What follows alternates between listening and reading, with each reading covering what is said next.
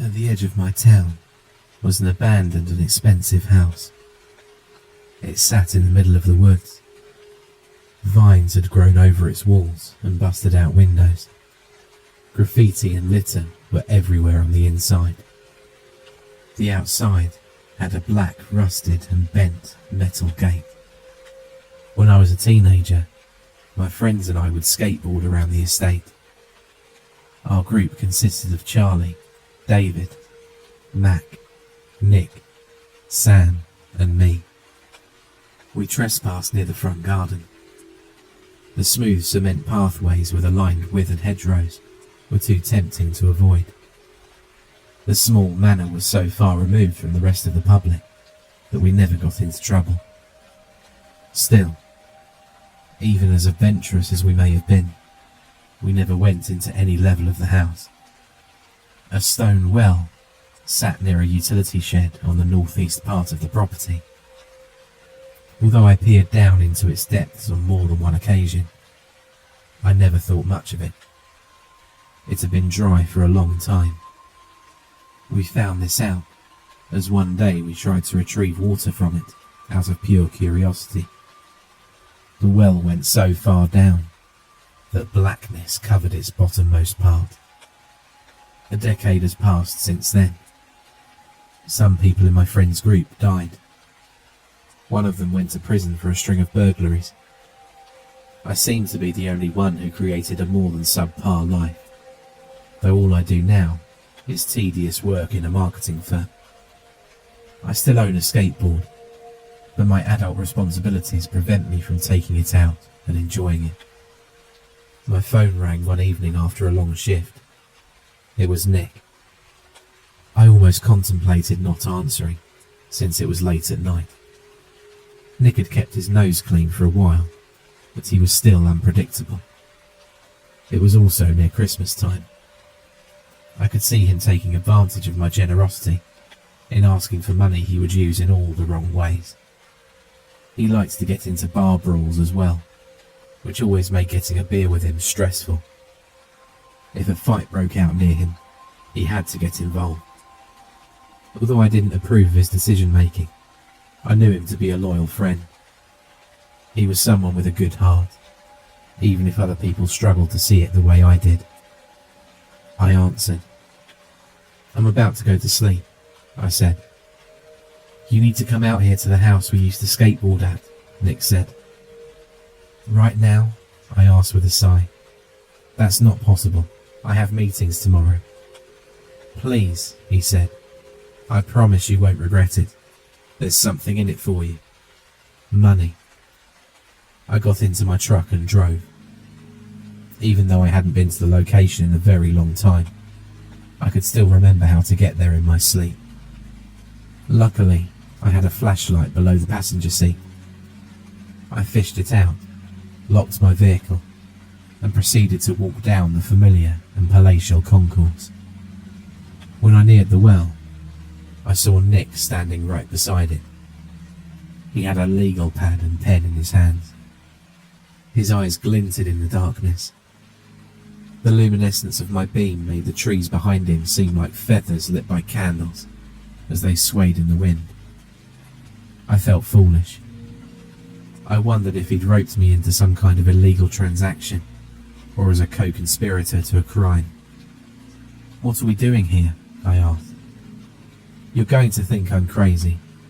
You should know I've tested this out and it works. I heard about this from a friend who's been making a living off of it.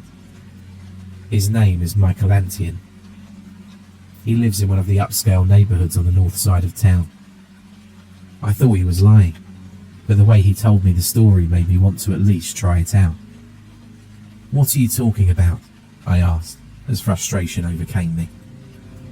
He handed me the yellow legal pad and writing tool. Nick looked me dead in the eyes with the sort of sincerity I'd rarely seen from him. Whenever we hung out, he never had an ounce of seriousness unless he was talking about sports. "Write down one of your deepest secrets," he said.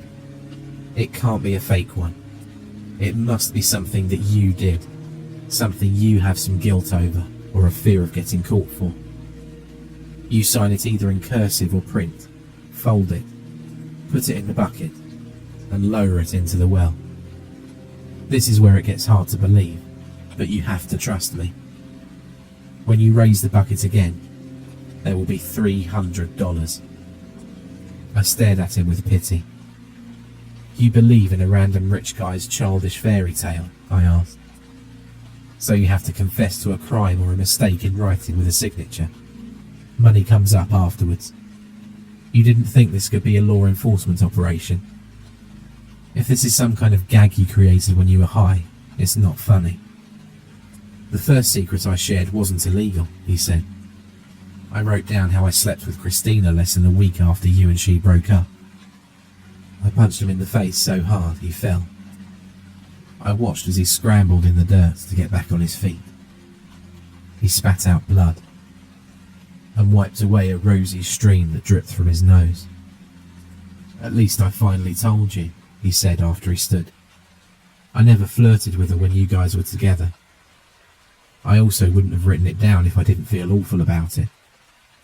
As much as I wanted to give him an extra helping of pain, I also had to acknowledge how he had a point.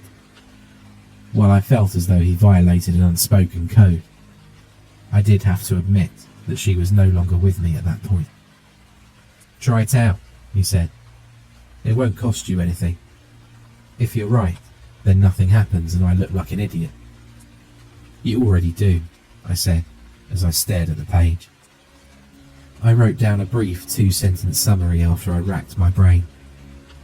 Those repressed memories I wanted to repent for were not easy to excavate. I recalled the time when I stole a kid's games console when I was younger. The sort of loathing I acquired for thieves in general only strengthened as the years went on after. The repugnance for people of that nature led me to feel extra guilt. I folded the note, placed it into the bucket, and lowered it into the well. I shined my light down into it and didn't see anything except inky water. Then I leapt back. Something was in there. It was a grey-coloured face. A smile spread across its ugly mug with gaunt dimples. I looked again, and it was no longer there. What's wrong? Nick asked. I shook my head and pretended as though nothing had happened. The rope was taut. I raised the container.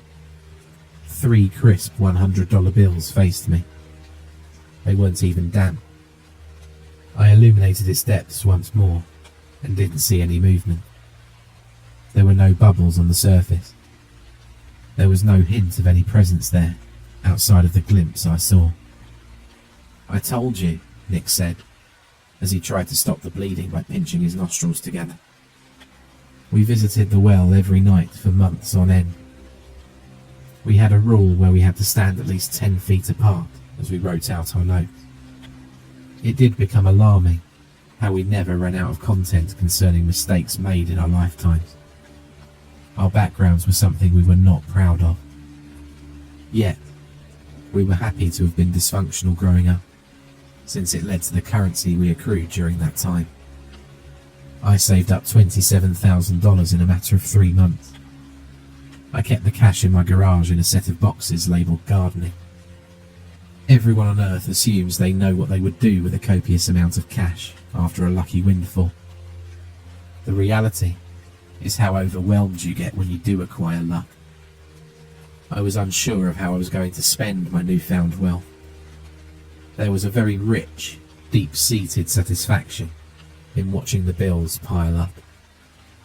A warmth in my chest I had never felt before became an addictive sensation every time I looked at the money. Nick called me as I was preparing to venture out to the well. It stopped working, Nick said. What? I asked, as I felt my legs turn to mush. You're lying. Come out here and test it yourself, he said as he hung up. I went there and wrote note after note. Bad decisions poured out of me onto the page. I thought of arguments and name-calling, and relationships which ended because of me. I thought of drunken events I cringed at, Each time, the bucket came up empty. I turned to Nick and shrugged. "I guess that's the end of our big break," I said. "I hope you didn't spend it all on booze and women at the bars. I've been keeping mine. I will pay later on for my bragging." As though I had it all figured out, because what happened next would humble me. Somebody knocked on my door in the early hours of a Saturday. I was already awake and thinking about breakfast. I walked over to the entranceway, peered through the peephole, and saw a man in a suit. He had an expensive watch on. Everything about him seemed official. I wondered why the FBI might bother me. I answered. He said my name, but he possessed the tone as though it was a question. "That's me," I said. He reached into his pocket and pulled out a small satchel. He retrieved an average printer-sized piece of paper. He turned it over and showed it to me. It was the many secrets I had written down. They were in linear order. Creases and lines kept each week separated. My first reaction was to reach out for the piece of paper. He handed it over to me, and I tore it up. "I have many copies," he said. "You destroying it changed nothing. It doesn't give me any less power over you." "Who are you?" I asked. "Michael Antion," he said with a grin. "You and Nick sure got up to a lot in your youth, didn't you?" "I have a copy of his list as well, in case you want to know how many times he betrayed you." "You're not surprised though, are you?" I didn't answer. "Your friend knew I would pay you a visit," he said. "I collected his money every 3 days. I knew he would spend it with reckless abandon if I didn't intervene. A few times I had to collect the debt in an unsavoury way from him. He did a good job in following my order to not tell you about me. I judged you as a little more uptight and conservative with your funds. Was I right on that?" "No," I said. "I'm a degenerate gambler. I already spent it all on lotto tickets." Michael pulled out a gun. He pointed it at my midsection. "I know when people are lying," he said. "Tell me where the money is. See, my net worth is already great enough to get away with hurting you badly today. Do you value the money you generated more than the ability to walk?" I yearned to keep up the charade, but I knew I couldn't with the risk in front of me. For the first time in a while, I felt a sheer and inescapable horror at my potential impending demise. I escorted him into the garage and showed him the gardening boxes. He put the gun in his front coat pocket. He maintained its aim on me, though now it was beneath the fabric of his clothing. "You're going to carry each one of them to the Lincoln parked next to your truck. If any of the neighbours ask what you were doing, tell them you were helping a friend by giving him some new tools." It was roughly £59 worth altogether, and required different trips. He demanded that we talk about the latest baseball game. It was a way to seem innocuous, should anyone eavesdrop. "How did you do it?" I asked, after I placed the final box in the compartment. "You won't believe me," he said. "Whatever you did works," I said. "I don't understand how you collected our notes when the bottom of the well had water." I remembered how I did see a face that one time. "There are servitors who do my bidding after I cast a spell," he said. "The problem is, they have a very diminutive shelf life. The creation of them gives diminishing returns over time. The more I create, the weaker they get. I found out that when they have new victims to feast upon, they gain more strength. The more secrets to indulge in, the better it pays off for me. I ran out of my secrets a long time ago, believe it or not. I lived a clean life until I figured out how to make more money." He walked backward, not wanting to avert his gaze from me. "If you ever tell anyone about what I did here today, I will share your confessions with the world." He got into his Lincoln and drove away. It took me half a month to muster the bravery, but I went to a hardware store and purchased a sledgehammer.